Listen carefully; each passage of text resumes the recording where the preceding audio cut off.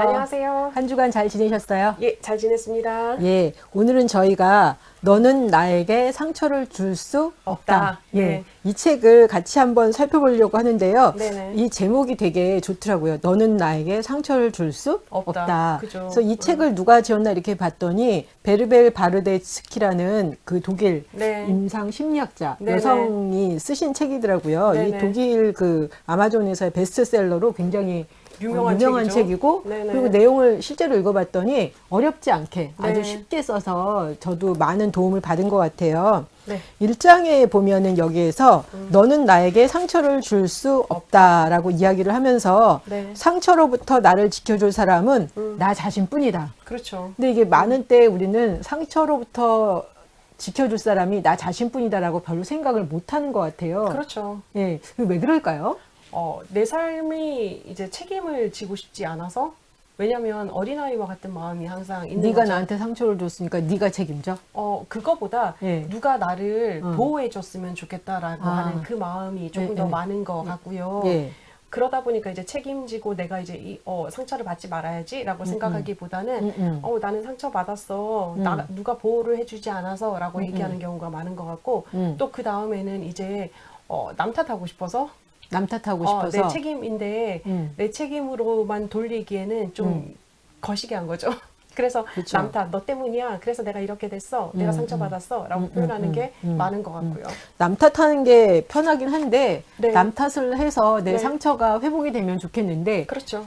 근본적으로 내 상처는 결국은 내가 살펴보고 내가 그거를 지키지 않으면 이게 회복이 안 되는 것 같더라고요. 그렇죠. 그래서 맞아요. 여기에 이런 이야기가 있어요. 마음의 문을 여는 손잡이는 안쪽에만 달려 있다. 네, 되게 그래서- 감동적이죠. 네, 그래서 결국은 마음의 문을 여는 손잡이가 안쪽에 열려 있기 때문에 내가 문을 열어야 된다는 거지. 맞아요. 바깥에서 누군가가 내 마음의 문을 열어줄 수는 없다. 없다라는 이야기를 하고 있습니다. 네. 그러면서 우리 삶에 놓인 가시덤불을 깨끗이 걷어낼 방법은 없다. 한 가지 희망은 그 모든 나쁜 경우에도 선택의 여지가 있다는 것이다. 내가 나를 지킬 것인가 지키지 않을 것인가 그거에 대한 선택은 결국은 내가 해야 된다는 거죠. 네, 맞아요. 예. 음, 그 25페이지의 이야기가 있는데 제가 조금 읽어볼게요. 네. 마음의 상처는 타인의 접근을 허락하지 않는다. 그 앞에는 엄청나게 큰 맹수가 버티고 앉아서 누군가 상처를 건드리려고 하면은 더 이상 가까이 오면 살점을 물어 뜯을 거라고 으르렁댄다. 결국 그 경계 앞에서 사람들은 다투고 오해를 키우며 멀어진다.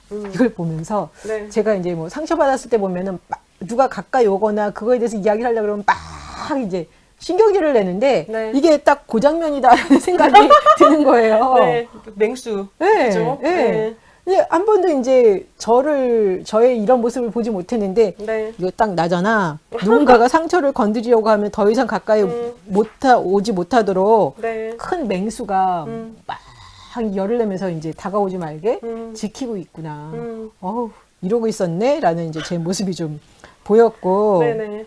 이걸 보면서 음, 또 하나는 상처를 일으키는 사건을 나와 관련된 문제로 받아들이고 마음이 상할 것인지 거부할 것인지를 선택할 권리는 전적으로 나한테 있다라고 네. 이야기를 하는데요. 제가 어제 이 책을 읽다가 얼핏 드는 생각이 무슨 문제나 어려움이 생기면 제 딴에는 많을 때 이거 내 책임이야. 내가 잘못했어. 이 생각이 되게 많았다는 생각이 들더라고요. 그냥 자동적으로 네가 더 잘했으면은 이런 일이 안 벌어졌을 텐데 네가 상대방한테 잘 못 대했나 보다. 네가 맘상하게 했나 보다. 이런 식으로 자기 그 자책을 자꾸 하셨군요. 네, 이게 이제 자동적으로 돌아왔다라는 생각이 들더라고요. 그래서 좀 힘든 시간들이 꽤 있었다라는. 예. 어떠세요, 선생님은? 자기 자책이 있기도 하죠. 완전히 없지는 않지만 적절하게 자기 자책도 하고 남 탓도 하고 그러나 이제 뭐 살았죠. 그렇게 살았는데 한 가지 확실한 거는 그 부분은 있는 것 같아요. 아, 내가 상처받지 말아야지라고 생각을 하면 상처는 안 되는 거예요. 근데 사실은 상처를 가장 많이 받는 이유는 뭐냐면 가까운 사람들 혹은 내가 기대하는 사람들한테 상처를 많이 받거든요. 그렇죠. 뭐 예를 들면 길을 지나가는데 어떤 이제 이상한 아저씨가 딱 부딪혀가지고 어깨를 치고 지나가면서 미친 X 막 이러고 지나가면 상처를 받지는 않잖아요. 화가 그쵸. 나지. 그죠? 근데 내가 사랑하는 사람 혹은 나에게 중요한 사람들이 나에게 어떤 행동을 하고 어떤 표정을 하면 나는 그걸로 상처를 받는 거잖아요. 그런데 이제 그거를 잘 구별을 해야 되는 부분이 이제 이 책 마지막 쪽에 나오긴 하는데 상처를 받지 않겠다라고 결심을 한다고 해서 사실 상처가 안 받아지지는 않아요. 그쵸. 그러나 분별할 수 있는 이제 그 도구만 있으면 상처를 덜 받을 수는 있다라는 거는 깨닫는 거죠. 그리고 여기서 상처로부터 나를 지켜줄 사람은 나 자신뿐이다. 이것만 기억을 해도 많은 네. 부분 제가 그냥 막무가내로 상처를 받아들이지는 않을 것 같다라는 그죠. 생각이 좀 들었어요. 맞아요. 어차피 내가 허락하지 않으면 아무도 나에게 스크래치 낼 수 있는 자격이 없거든요. 그렇죠. 예. 나 또한 이제 다른 사람에게 스크래치 낼 자격이 없는 것처럼 그거를 기억을 해야 되는데 우리는 자꾸 이제 내 삶의 주도권을 혹은 내 삶의 마음을 그 사람에게 허락을 해주는 거죠. 그러다 보니까 자꾸 상처받았어 하는데 상처 뭐 그렇게 이제 느낌을 가질 때도 필요하긴 해요. 사실 필요하긴 한데 어느 정도 머무르고 나면 다시 나와야 된다라는 거죠. 왜냐면 이제 저 사람이 나에게 상처를 줬어라고 얘기하는 건 자꾸 피해자로 이제 코스프레하는 부분인 거거든요. 그게 어느 정도는 내 마음의 위로가 되고 도움이 되기는 하지만 종국에는 저 사람 때문에 나는 아무것도 하기 싫어가 될 수 있거든요. 결국 내 인생에 이제 큰 올가미를 만들어낼 수 있는 도구가 될 수 있다라는 걸 기억을 하면 조금 더 편안해지겠죠. 그리고 내가 그렇게 마음에 상처받은 사람을 품고 있으면 내가 힘든 거잖아요. 어우, 진짜 그러니까 힘들죠. 제가 그 생각 저번 시간에도 저희가 그 네네. 얘기를 했었는데 좋은 사람, 좋은 기억을 내 마음에 품고 있기도 버거운데 맞아요. 나쁜 기억을 왜 그렇게 붙들고 있는지 그건 참 아니다라는 생각이 들더라고요. 그렇죠. 그것도 사실 근데 집착의 일종이거든요. 집착. 네. 누구 때문에를 계속 하고 싶은 유아기적 마음이 우리한테 있는 거예요. 그렇잖아요. 우리가 애기들 이제 둘이 뭐 이제 싸우다 보면 누가 왜 싸웠어? 그러면 누가 뭐 했어? 누가 뭐 했어? 라고 얘기하잖아요. 우리 마음속에도 여전히 이제 그 유아기적 마음이 남아 있는 거죠. 초창기에는 좀 나의 그런 유아기적인 모습을 좀 달래줄 필요도 있는 것 같아요. 그렇죠. 왜냐면 이제 뭐 얘가 충족이 되어야 되는 거잖아요. 자꾸 얘를 이제 말로 설득해서 될 문제는 사실은 아니거든요. 마음은. 근데 저는 감정은. 보면은 저의 그 내면에 있는 어린아이한테 계속 네. 야 제대로 해야지.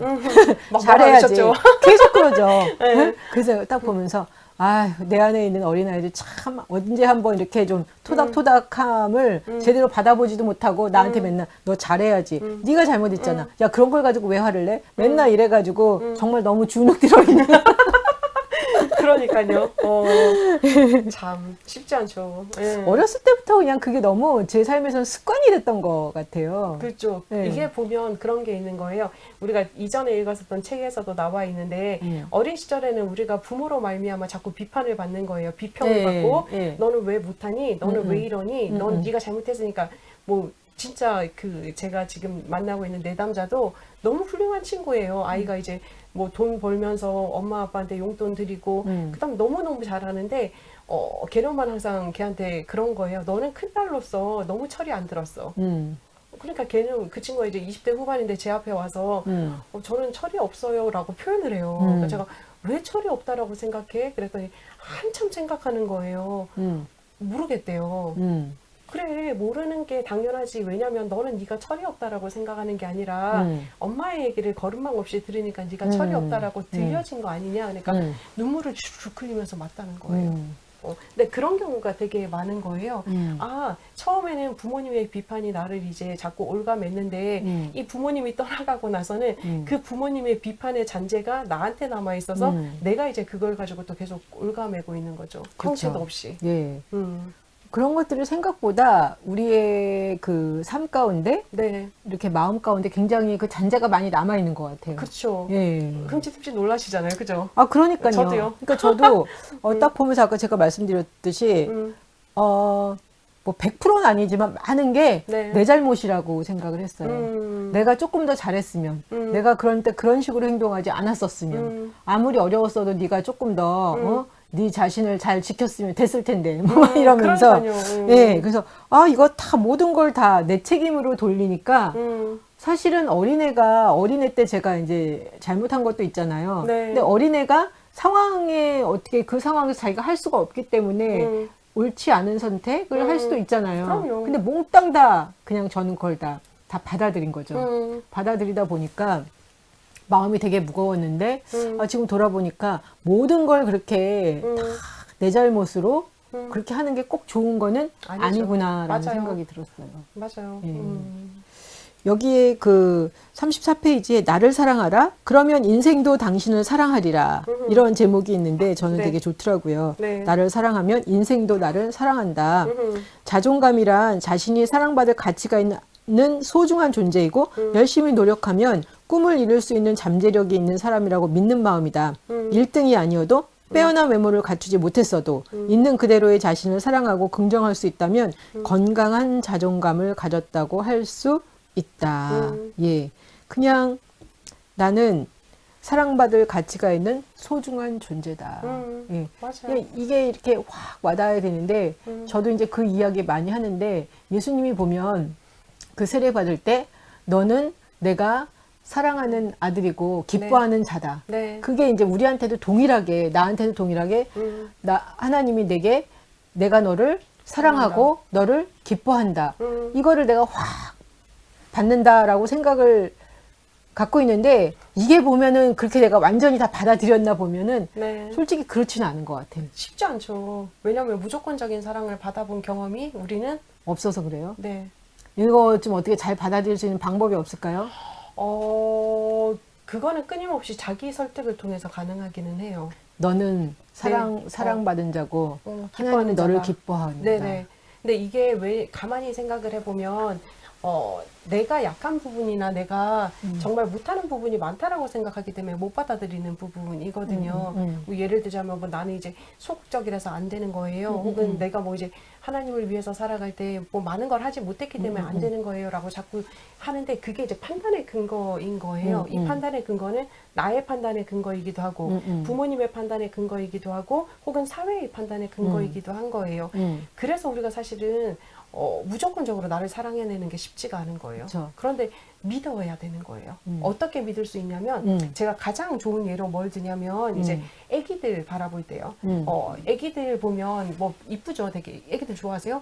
애기들요? 네, 귀여워요. 귀여우세요? 네, 너무 이뻐. 너무 이쁘죠. 전 네. 너무 좋거든요. 네, 애들 네. 막 하면 안으면 그 전 냄새도 너무 좋고 막 그 냄새 맡으면 너무 황홀해요. 그런데 이제 똥 싸도 똥 냄새조차도 전 사실은 좋거든요.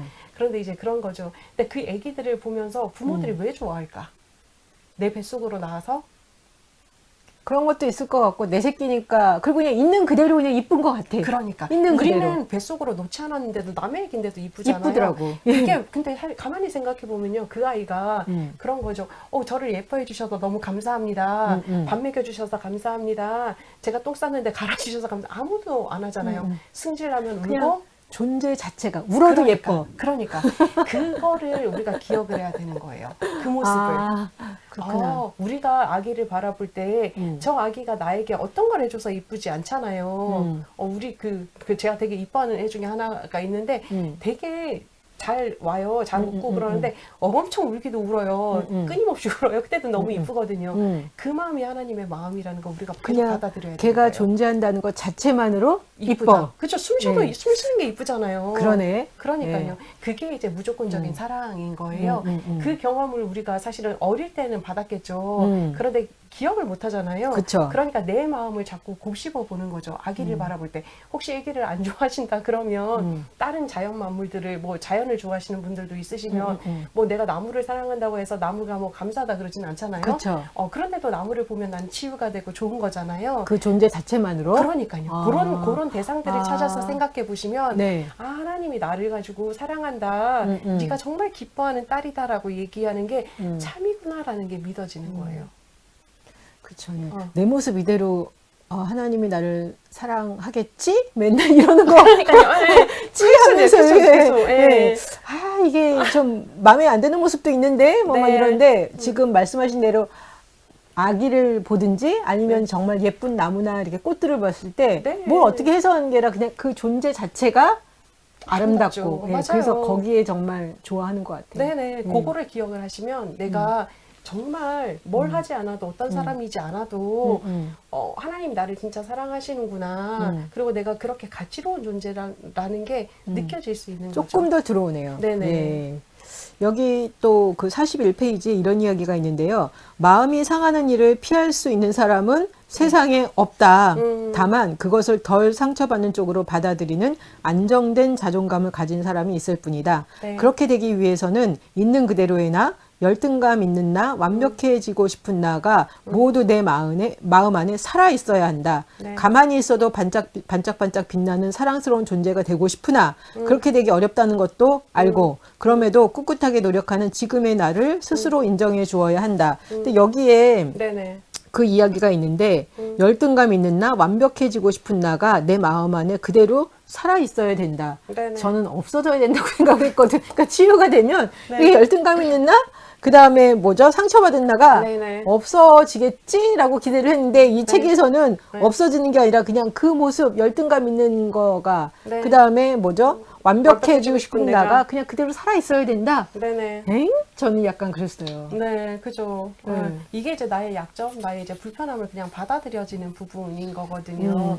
그거를 이제 그렇다고 없앤다라고 해서 사실은 그거 자체가 없어지지도 않을 뿐더러 그냥 받아들인다고 해서 내가 그런 존재가 되는 것도 아니다라는 거거든요. 아니, 회복이 되면 없어질 수 있는 거 아닌가요? 회복이라는 말은 우리가 그게 이제 착각인 거예요. 100% 완전해진다를 자꾸 회복이라고 생각을 하는데 우리의 진짜 회복은 100% 완전히 없는 거예요. 왜냐면 인간은 장점과 단점이 있는 존재고 강점과 약점이 있는 존재고 열등감이 있는 존재일 수밖에 없기 그 때문에 모든 것들이 그냥 살아있는 그대로 움직이게 인정이 해야 되는 되는 거예요. 거예요. 네.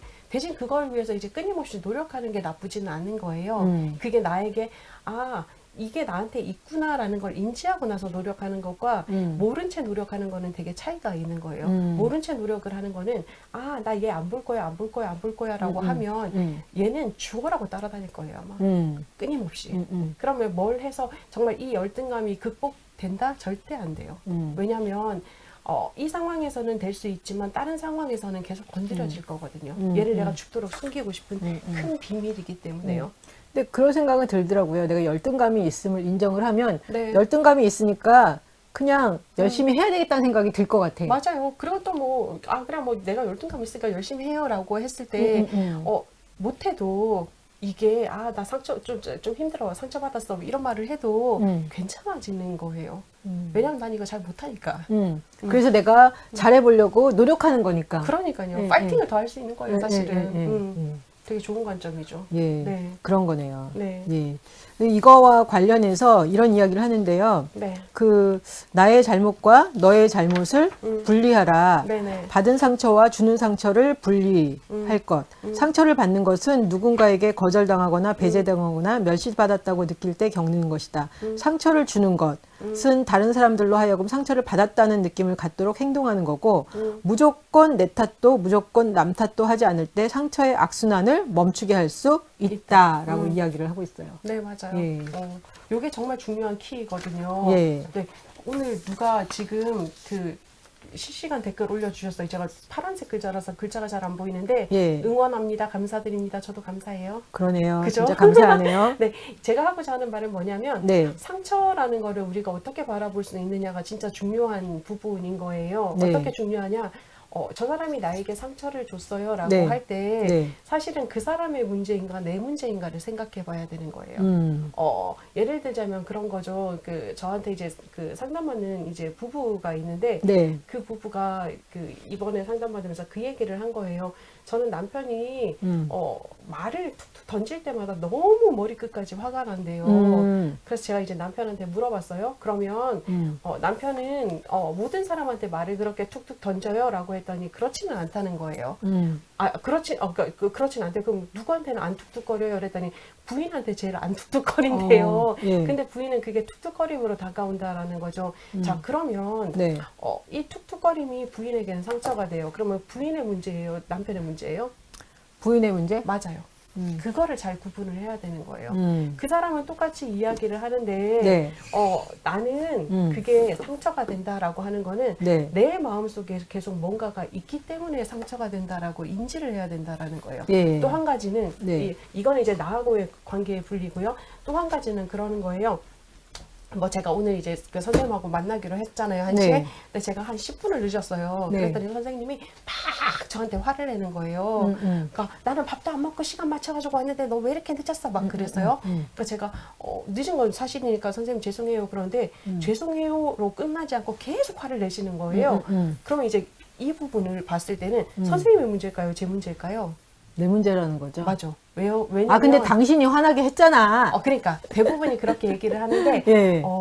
그게 왜 그렇게 되냐면 예. 시간이 늦었어 라고 했을 때 어떤 생각이 있냐면 뭐 선생님이 예를 들어서 이건 예니까요.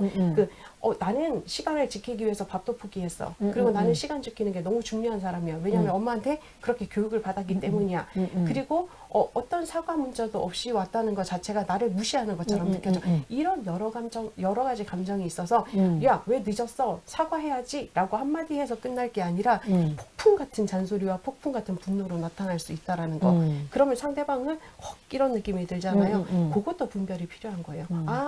상대방이 나에게 뭐라고 이야기했을 때 이게 나에 대한 부분인가? 만약에 정말 내가 잘못해서 혼나야 될 부분은 혼나야 되는 거예요. 근데 그게 아니라 내가 잘못하거나 내가 혼나야 될 부분이 아닌데도 상대가 자꾸 과하게 한다. 그럼 그거는 상대의 문제다라는 거를 싸르셔야 되는 거예요. 그리고 근데 그게 이렇게 뭐라 그러죠? 좀 정신 차리면 될 수 있을지 모르지만 네네. 상처를 받은 것과 상처를 주는 거를 이렇게 구분하는 게 쉬운 건 아닌 것 같아요. 쉽지 않죠. 그러니까 이게 첫 번째 작업은 뭐냐면 마음을 우선 충분히 알아주기는 해야 돼요. 왜냐면 우리가 이제 상처를 받았다라고 느끼는 것 자체는 이 책에서도 나오는 것처럼 내 자존감이나 내 가치가 떨어졌다라는 느낌인 거거든요. 이거는 뭐냐면 느낌이라는 거는 감정이잖아요. 감정은 내 스스로 다스리기가 어려운 부분이거든요. 그거는 확 올라오는 거예요. 그러면 얘가 내려가야지 이성이 작용할 수 있으니까요. 우선은 이 감정에 대해서 알아줌이 필요한 거죠. 네가 상처를 받았구나. 그래, 왜 이 말이 어떻게 너한테 들렸니? 이렇게 들렸구나. 그런데 그 말이 너한테 왜 그렇게 화가 났을까? 같이 생각해보자. 자기하고의 대화가 계속 필요한 거예요. 마음의 대화. 그리고 나면 이제 분리가 되는 거죠.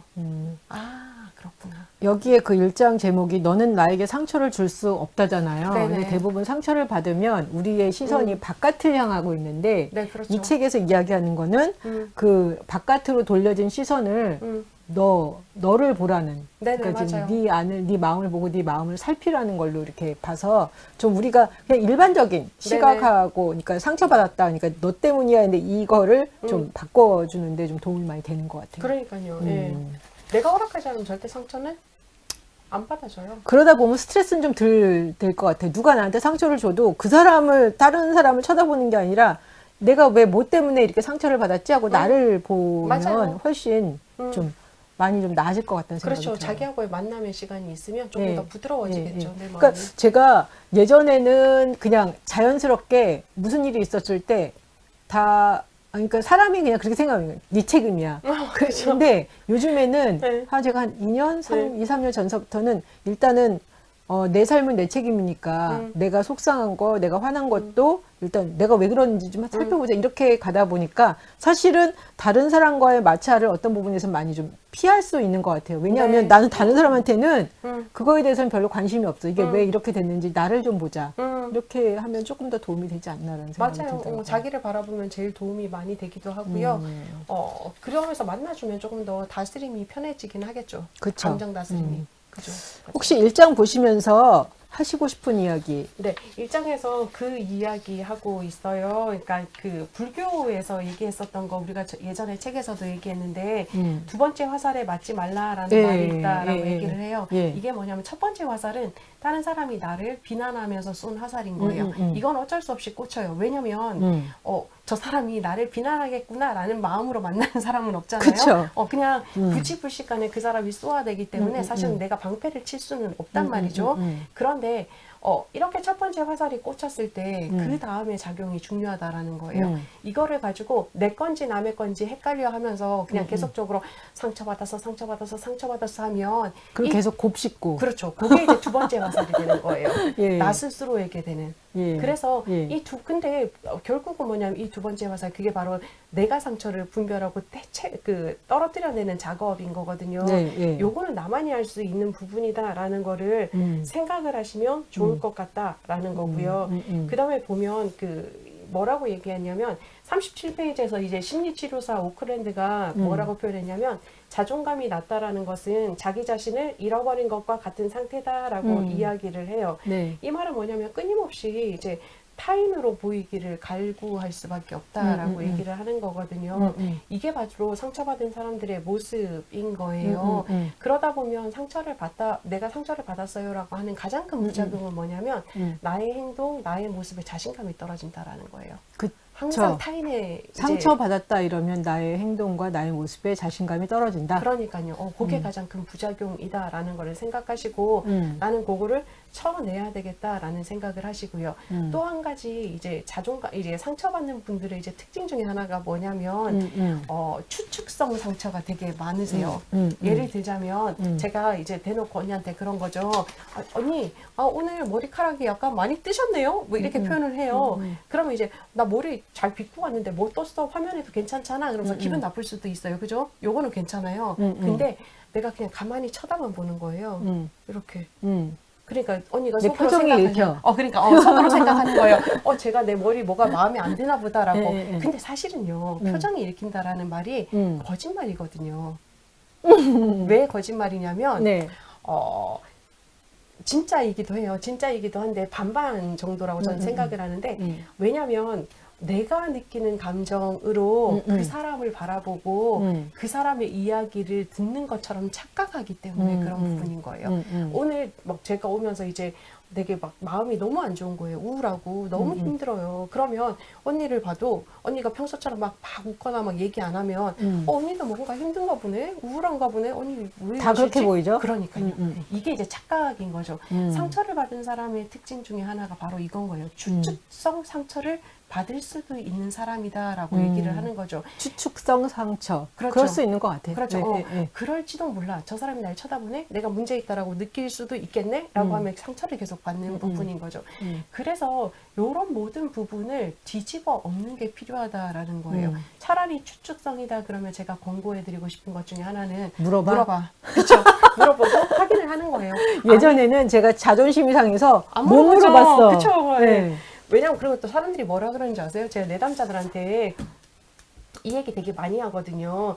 분리하셔요. 분리하시는데 아리까리하다 그러면 물어보세요. 차라리 그러면 자존심 상해서 못 물어보겠고 그러니까. 두 번째는 진짜 그렇다라고 대답할까봐 그것도 무섭고 그것도 무서워서 못 물어보겠다는 거예요. 그래도 물어보셔야 되는 거예요. 근데 저도 그래서 못 물어봤는데 네. 너무 답답할 때는 네. 요즘에는 그래도 이제 이거 이렇게 해서 근데 왜 꼭 그렇게 하셔야 되는지 좀 말씀해 달라. 네네. 그랬더니 말씀을 해주시는데 제가 그 답을 받았을 때도 이렇게 뭐 막 딱히 이렇게 막 상큼하진 않아요. 네. 하지만 일단 나는 물어봤고 그냥 그렇게 말씀하시니까 그냥 그렇게 해서 받아들이는 거. 맞아요. 네. 그게 더 중요한 거예요. 내가 물어보고 나서 물어만 보고 끝나면 소용없고요. 물어보고 나면 그 사람이 하는 얘기를 그대로 믿어줄 필요가 있어요. 네. 아니라고 내가 다시 재해석해서 나를 괴롭혀 봤자 답이 안 나오잖아요. 왜냐면 나는 아니고 그 사람은 기라고 하는데 뭐 이걸 어떻게 네. 하겠어요. 그러니까 그 부분이 되게 내 상처를 치유하는데 되게 좋은 방법 중에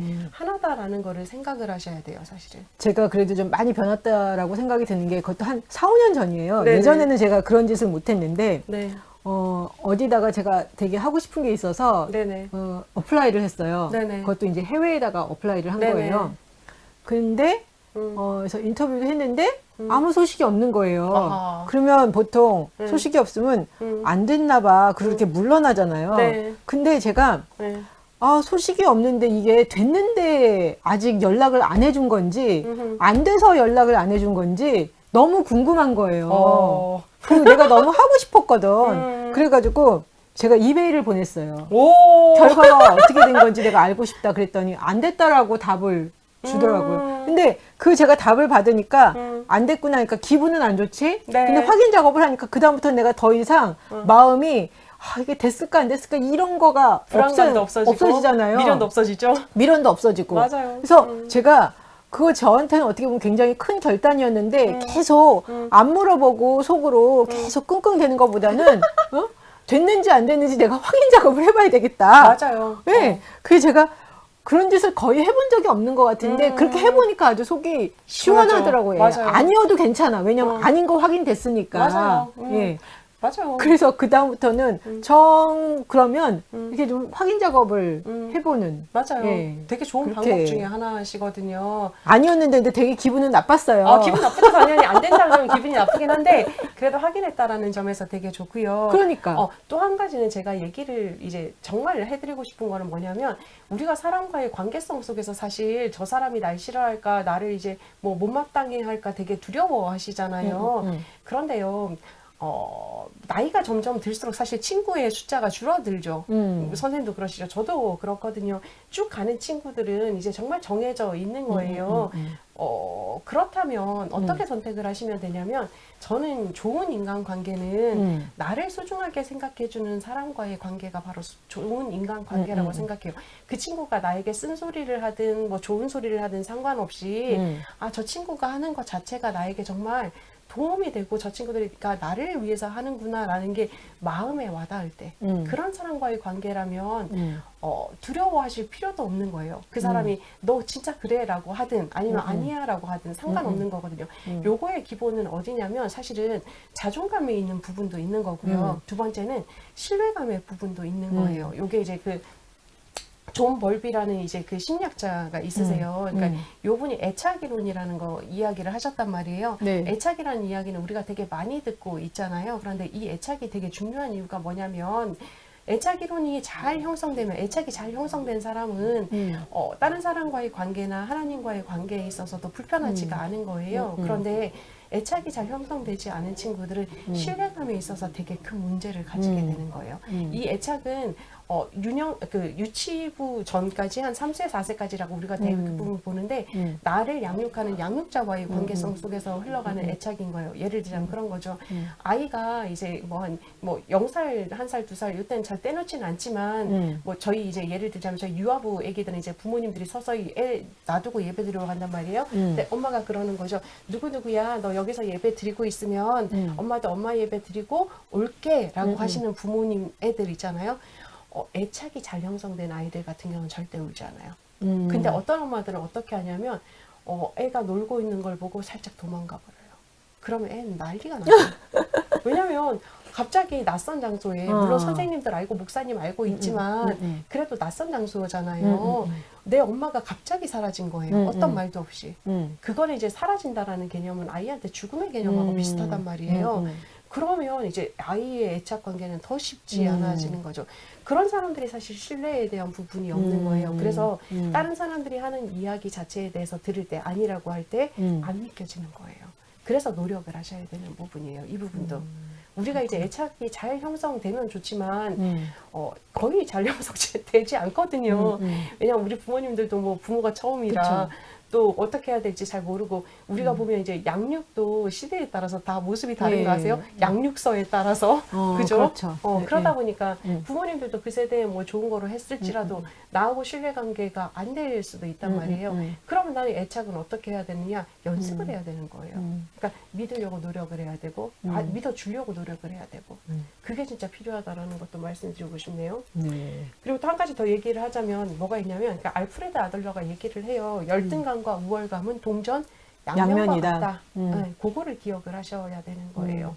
내가 상처를 받는다라고 얘기를 하는 건 열등감적인 부분이지만요. 사실은 그 반대적인 삶 자체도 나에게 상처를 받는다라고 이야기할 수도 있다라는 거예요. 열등감이든 우월감이든이 중요한 게 아니라 진짜 필요한 거는 자존감이다. 그래야지 내가 상처를 받아도 이 상처 받은 거에 대해서 계속 내 상처를 파고들 것인가 아니면 상처를 툴툴 털어버릴 것인가를 결정할 수 있는 것은 자존감의 높음과 낮음의 유무에 따라서 달라진다라는 거를 생각해 보시면 좋을 것 같습니다. 네. 네.